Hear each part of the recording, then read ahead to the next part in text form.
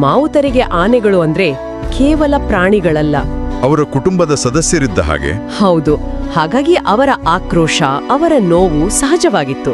ಸರಿಯಾದ ಸಮಯಕ್ಕೆ ಚಿಕಿತ್ಸೆ ಸಿಗಲಿಲ್ಲ ಅಂತ ಅವರು ದೂರಿದ್ರು. ಆದ್ರೆ ಅಧಿಕೃತ ವರದಿಗಳು ಬೇರೆ ಹೇಳಿದ್ದು. ಘಟನೆ ನಡೆದಿದ್ದು ತುಂಬಾ ವೇಗವಾಗಿ, ಚಿಕಿತ್ಸೆ ಕೊಡೋಕೆ ಅವಕಾಶವೇ ಸಿಗ್ಲಿಲ್ಲ ಅಂತ ವರದಿಗಳಲ್ಲಿ ಹೇಳಲಾಗುತ್ತೆ.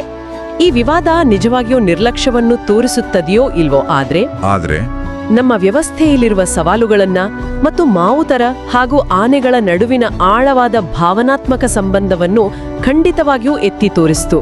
ಕೊನೆಗೆ ಮತ್ತಿಗೋಡು ಶಿಬಿರದಲ್ಲೇ ಸಕಲ ಗೌರವಗಳೊಂದಿಗೆ ದ್ರೋಣನ ಅಂತ್ಯ ಸಂಸ್ಕಾರ ನಡೆಯಿತು. ಒಟ್ಟಿನಲ್ಲಿ ಕಾಡಿನಿಂದ ನಾಡಿಗೆ ಬಂದು ಜನರ ಪ್ರೀತಿ ಗಳಿಸಿ ಒಂದು ದೊಡ್ಡ ಪರಂಪರೆಯನ್ನ ಮುಂದುವರಿಸುವ ಹೊಸ್ತಿಲಲ್ಲಿದ್ದ ಒಂದು ಭರವಸೆಯ ಆನೆಯ ಕಥೆ ಇದು.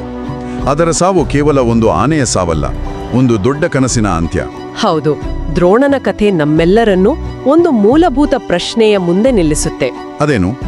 ಸೆರೆ ಹಿಡಿದು ತಂದಾಗ ಅವುಗಳಿಗೆ ಕೇವಲ ಆಹಾರ ಮತ್ತು ಆಶ್ರಯ ನೀಡುವುದು ನಮ್ಮ ಜವಾಬ್ದಾರಿಯೇ, ಅಥವಾ ಅವುಗಳ ಮಾನಸಿಕ ಆರೋಗ್ಯ, ಅವು ಕಳೆದುಕೊಳ್ಳುವ ಸ್ವಾತಂತ್ರ್ಯಕ್ಕೆ ಪ್ರತಿಯಾಗಿ ನಾವಿನ್ನೇನು ಮಾಡಬೇಕು?